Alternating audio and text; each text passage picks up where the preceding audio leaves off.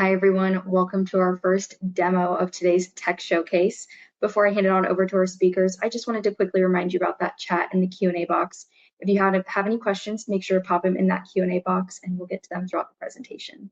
With that, Bridget, I will hand it on over to you. Hello, everyone. Thank you for joining our session today, our session about accelerating insights and elevating empathy with generative AI. My name is Bridget Wager. I am the marketing manager at Canvs AI, and today I am joined by Trip Kucera, our EVP of marketing. Hey, everyone. Trip. So today we are going to be focusing on high trust AI for insights. We'll show you a quick demo of our insights platform. So very excited to get into that.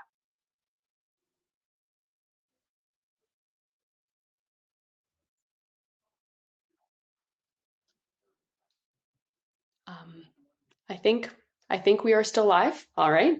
All right. Wonderful. Live again. We're live again, Bridget. This is live. Here we go. All right. Fantastic. So to get us started, I just wanted to start by first thanking the Canvs AI community of customers. Thanks to you, we were ranked the #1 text analysis platform in North America on G2.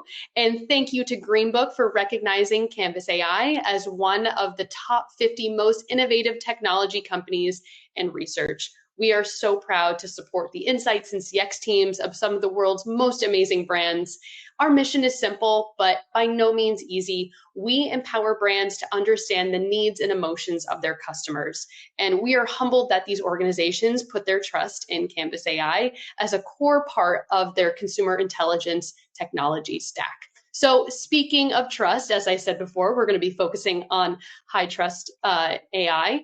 So with that, we're going to speak about that a lot today. So here at Canvs AI, high trust is incredibly important to us because without trust, insights generated from AI are worthless. So we have prioritized trust, transparency, and privacy within AI capabilities since day one. So now I'm going to hand it over to Trip, and he will tell you a little bit more.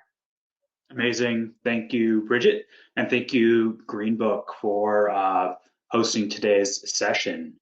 So let's talk a little bit about why we're here. No, not why we're here on this earth. That's another session.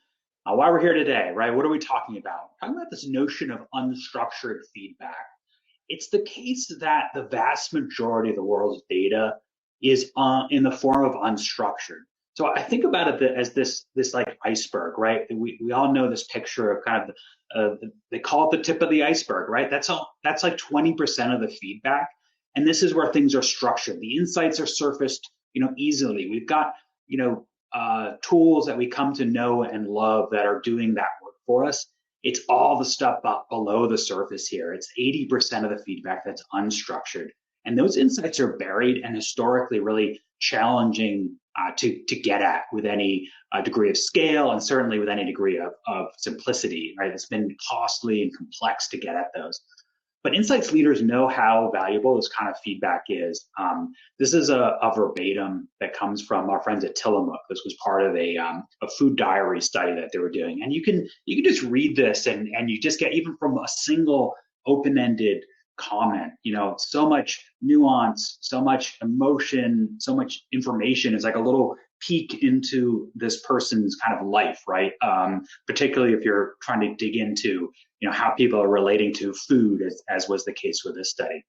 And this is great until you get kind of the trigger warning of seeing that this is one of 5,000-6,000 verbatim comments that might be part of any study or any data set that you need as a researcher to use to unearth insights. And of course, this is just one of many sources of data that you have sitting there. You have mountains of data just sitting there, more and more coming in every day from a variety of sources, from your traditional kind of survey data collection platforms to unsolicited formats like email or social media comments or your support teams, various newer forms of research. Think about consumer panels and consumer communities, journaling solutions, customer experience type solutions like Alita. We're generating a lot of open ends and open-ended feedback from customer channels. And insights leaders and business leaders basically need a kind of a single source, a single lens into all of this data, ultimately to drive storytellers, right? We know that insights professionals are the truth tellers in the organization. They are the source of truth for the customer within the organization. But you can't give up operational efficiency. And that's been the trade-off that so many kind of insights teams have had to grapple with is kind of needing to choose between, ooh, do I get the nuance and all the richness of this data, or do I need to spend 3 or 4 days or send this out and to someone who's not really understanding my business to analyze it and bring it back? And so that's kind of the core mission here is how do we make this unstructured feedback, this unstructured data, really a first-class data citizen in terms of our insights, in terms of our research work. Before I get into talking about the solution, I want to take a minute to kind of talk about the magic behind Canvas, how we kind of think about what makes Canvas different and differentiated. And the first one, first of all, it's that we're an insights platform that's really been purpose-built for this, to solve this problem of analyzing unstructured feedback and producing great themes and topics and allowing you to storytell. But it starts with being able to bring any source of data into the platform from anywhere in any language. And so many kind of Gen AI tools are popping up within solutions, and those are really great if you're just using that one point solution. But if you have multiple data sources, like so many organizations do, you really need a solution that's going to give you a consistent view across all of those data sources. The second, as opposed to kind of generic kind of all for one models, you really need a solution that's pre-trained. And so Canvas has been in insights for, we launched the initial insights platform back in 2018. So over 5 years of building on understanding 30 different industries, 15 different types of research, a patented emotion framework that has a long tail of emotion that goes beyond kind of positive and negative. All of this really tuned to understanding kind of what are the goals of research? What do you need to achieve? But that also is combined with this ability to customize, to bring, AI is not about replacing you or your expertise. It's about giving you superpowers, right? It's about elevating the work you're doing, allowing you to be more strategic in the business. But along with that comes the ability for you to apply your expertise, your knowledge of your business.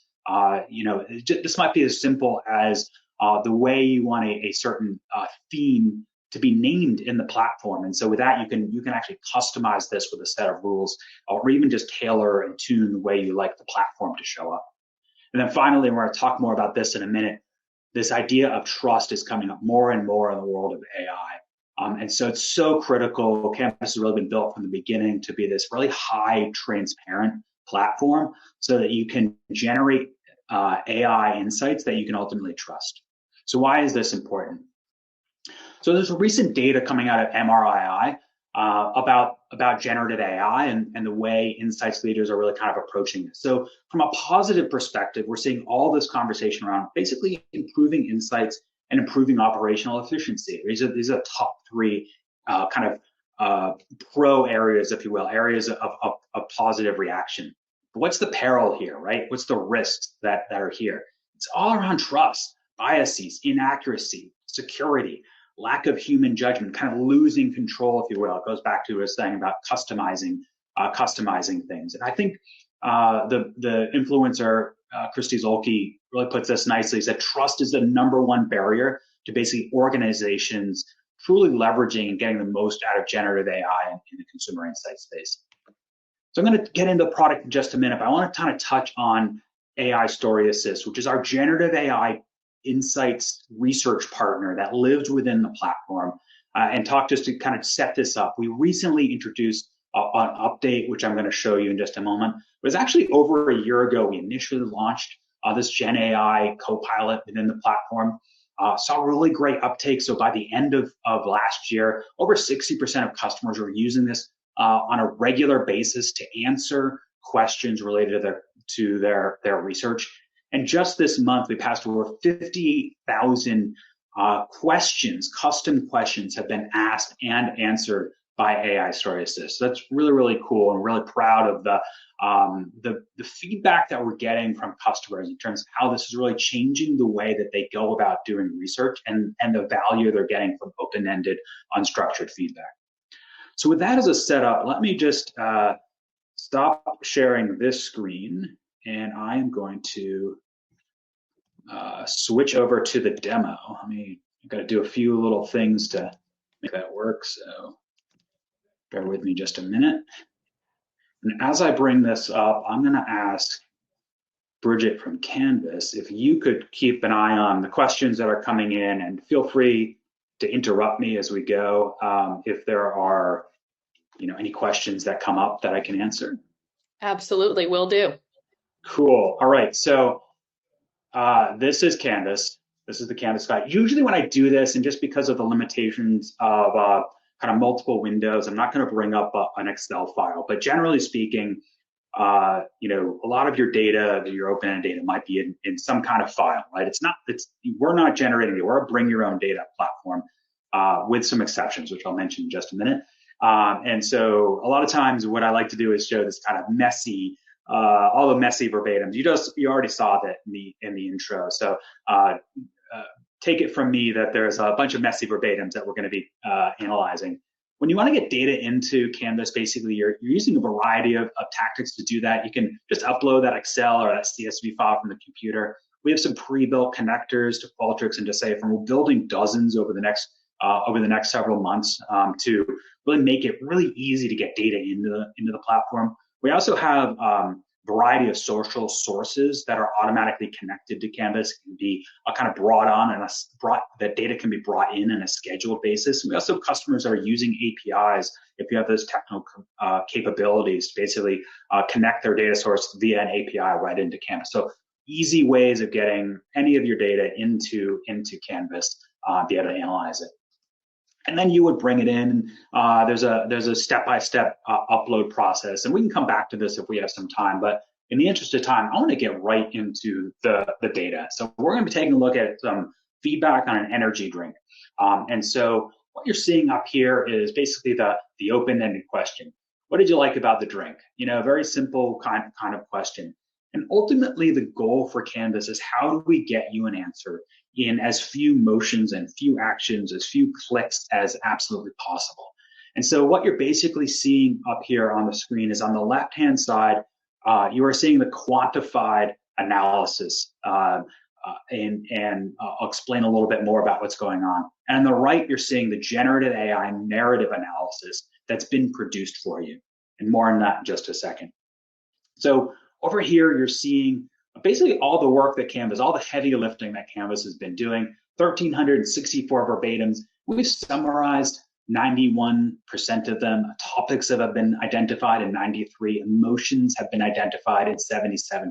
So you're already getting a sense of the kind of the layers of analysis that are being done in Canvas. And what you're seeing here is a tree map, basically a summarization. This is an auto code, basically, where Canvas has automatically created a hierarchical structure of the nets and the codes, the categories and the themes that are prevalent in the data. So this is really cool because it quantifies, right? We see that 65% is appreciation for taste and flavor. So with that said, let's go over here and take a look at how the work that AI Story Assist is doing and kind of the running start that's giving on your data. I'm going to zoom in here so you can kind of see this. This is what we call our executive summary. This is a totally reimagined overview that was just released last week. Really excited about this. So this is doing a couple things that are really important in terms of trust. So first of all, it's giving you this nice overview, really giving you just a sense of everything that's going in. One of these is created for every question that's uploaded into your projects on Canvas. You're also getting these takeaways. A couple things I want to call out on the takeaways. So the takeaways are basically calling out kind of specific thematic elements that are happening within the data. But you're also getting, along with that, this quantification. So you're getting an instant quantification. So you're seeing that when it comes to taste profile, appreciation for the taste and flavor, we just saw that in the tree map, is the most prevalent theme. 65% of the responses are coded in that way, and that represent 891 verbatims. So you're getting this great narrative, but you're also getting the specific detail that gives you that starts to give you that trust of like, oh, okay, that's why you came to that conclusion. That's why it's the first bullet point here. Secondly, you're seeing that some of these words look a little different, right? And so you're seeing that they're highlighted green and my cursor shows up with a little clicky button here, right? And so this is really cool because it allows me to basically click on any of these things and see that the dashboard automatically filters to just the verbatims related to that particular items. In this case, I picked on packaging. You can see the 51 verbatims. It's only 3.1%, but it's kind of an interesting topic area. I can come down here. I can explore kind of the related items, topics, emotions related to this. I can come in and look for things in my ranker. This automatically, it's the same data that's here, but it puts it into a ranker. I can do it in a way that shows the combination of verbatims that have emotion detected versus those that don't. I can look at filters, right? I can look at my age group and put that back in ranker. I can look at the age group. So a lot of flexibility here to do what we call kind of insights discovery, be able to kind of click your way to understanding the data. It's like a faster way to why here, basically. And then I come down and I actually can look at, all of the specific references, the specific verbatims, the 51 verbatims. I can inspect them all here and actually see, low calorie, cool can, refreshing, healthy, or a sturdy can, right? People are commenting on, we talked about packaging and people are commenting on the can, and I can favorite these because I might want to download them, load them later. So some really cool ability. So this is what we call kind of a trust but verify. This ability to see an insight that's surfaced automatically in our profile, click into that, and then understand kind of where that's coming from, how it's been coded, and do some exploration. Of course, that's not all. This AI story assist has really kind of been built deeply into Canvas. Hopefully, you're already getting a sense of that, and so it allows you to do some things like you can create overviews based on filters. So if I want to, just look at, say, my high purchase intent respondents, so I can look at my 4s or 5s. One of the things that I didn't go into great detail on, but as you're bringing data into Canvas, you're not just bringing in the open-ended feedback, you're also bringing in any of the filters. Think of it as your cross-tab demographics that you want to be able to do pivots against, essentially, or filters, as we were doing here. So I can look at my purchase intent, and now I can ask a question. I can just ask it to summarize the feedback from these responses in 5 bullets. And so now it's just going to give me a summary based on just my high purchase intent respondents here. We'll wait for that to come back in just a minute. And this is allowing me to slice and dice. You think about this, a few different, I'll be quiet in a minute, let you watch this build. It's always kind of fun. Quality and taste, variety of flavors, refreshing and energizing, healthy and sustainable. Accessibility and price, cool. So you got some really nice, some really nice feedback there. You're able to understand that. Think about this in the context of, say, customer satisfaction, right? You want to look at your promoters versus your detractors, so you can create some filters. Any demographics, I want to understand how maybe women are appreciating this product. Perhaps I'm building a campaign specifically for women that are interested in energy drinks. A lot of flexibility and power to really be able to drill in here. We do have a quick question about AI Absolutely. Story Assist. So someone is wondering, how does AI Story Assist differ from ChatGPT and Microsoft Copilot? Sure. Yeah. I hesitate sometimes when I use the word Copilot in describing. This has become this generic term for something that sits there, but there's this sense that Copilot is doing driving with you, and I think we're starting to think of AI Stories as more as a really super intelligent research assistant that just can't wait to answer your question and has this superhuman knowledge of all the verbatims in the platform. But we are hearing this, Copilot from Microsoft or even ChatGPT. There are some really specific technical differences. that I probably won't fully get into here, but a couple of really quick ones. First, Canvas is taking what we call a closed domain approach to generative AI. So it's only using the data that's been brought into the Canvas AI platform to answer the specific questions about the verbatim, even though it has this kind of like, global consciousness, if you will. It can understand concepts, but it won't return answers that are not within the verbatim data that's been brought into the system. In fact, sometimes it's frustrating and even a little embarrassing when I'll type a question that says, "Oh, Canvas AI doesn't know the answer to that," right? Because things we're trying to ask about, who's the current president or what was the weather, like last week. The other thing that's really important here is what I was just talking about, right? This quantification of the analysis and this ability to use all the filters, all the the way that the data is essentially layered through kind of a multi-model approach to AI. And so, just what you're seeing here, where we know that there's this issue with, kind of hallucinations. We know that also, as I mentioned, in terms of the closed domain, but also this issue around like math. ChatGPT that doesn't tend to be like particularly great at math or counting things. Like actually higher level math, it's great, but like counting things is not so much.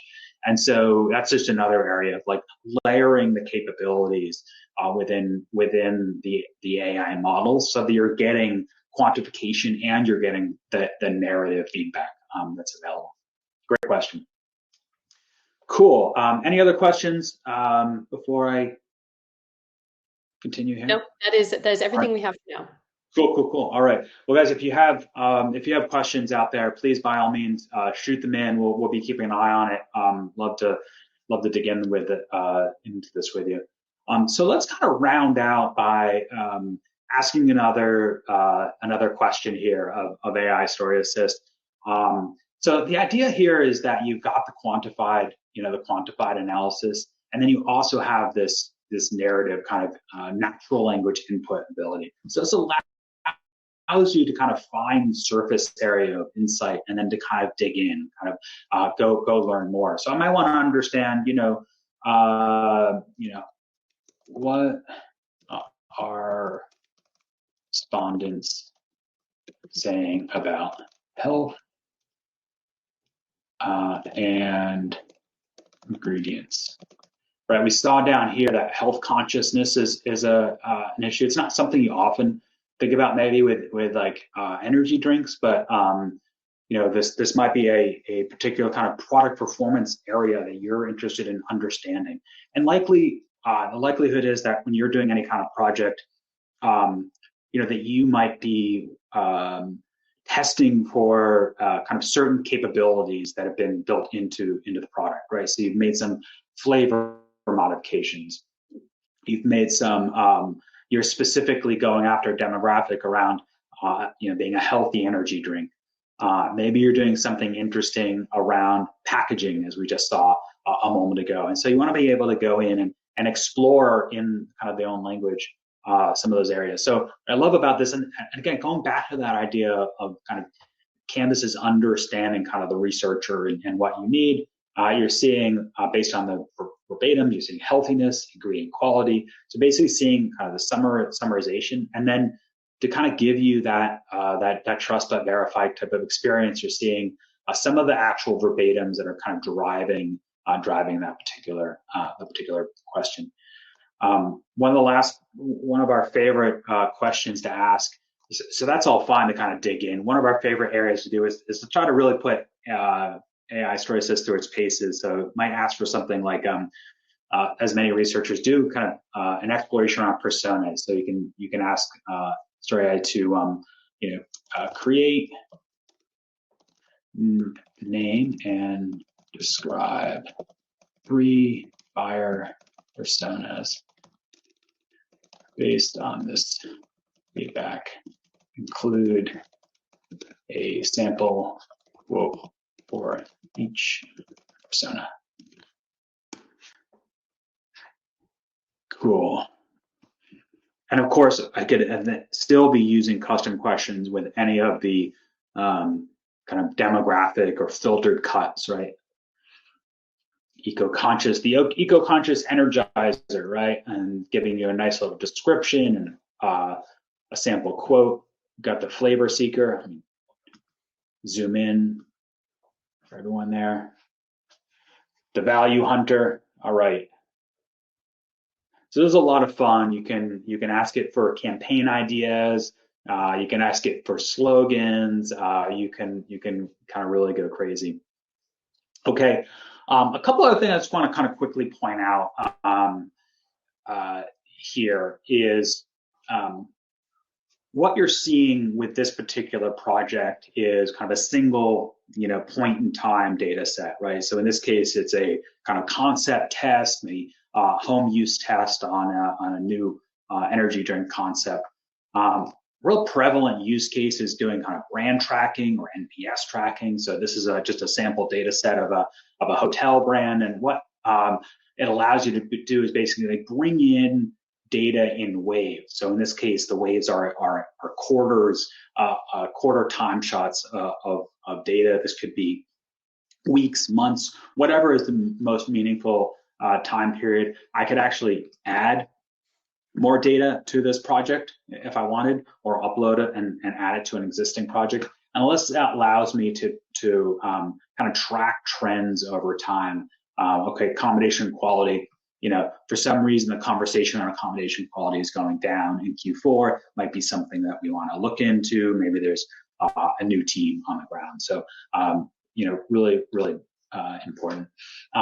And the last thing I want to call out is the ability to bring data out of the platform. So you can export in a variety of formats. You can kind of call this like full fidelity exports to complete analysis in Excel. You can bring out PowerPoints that have all of the backend data.